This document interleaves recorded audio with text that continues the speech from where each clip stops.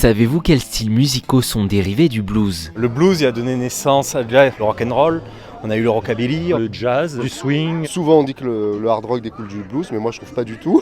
On le retrouve encore aujourd'hui dans le R&B, dans le rap. Beaucoup de genres musicaux qui ne sont pas d'inspiration musique classique comme on l'a eu en Europe.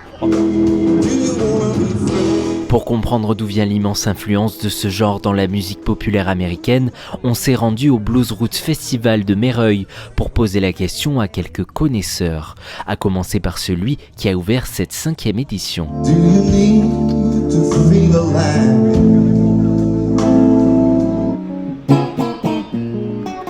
I think it's somehow the root of many musical directions, I would say. For example, for me as a blues player who really loves the blues, but also tries to combine my music with modern styles or different kind of groove. Like, for example, we play one song, it's called Free. It's more like a funky kind of tune, I would say.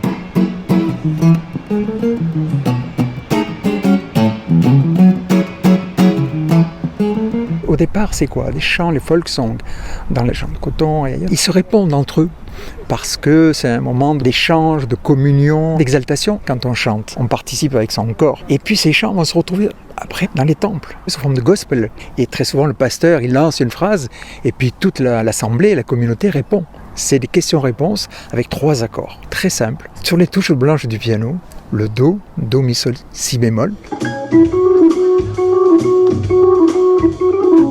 Fa, La, Do, le 4e degré et Sol, Si, Ré. Ça a l'air compliqué en disant ça, mais c'est d'une simplicité totale. Ça a donné ensuite, évidemment, tous les courants. La musique rock, ce n'est que du blues. C'est toujours ces mêmes accords que l'on va essayer d'arranger, bien sûr, sur les paroles. Le blues, c'est l'origine de tout. Muddy Waters, ce grand pianiste, disait que si on a une montagne avec la musique, il y a un versant qui est le blues.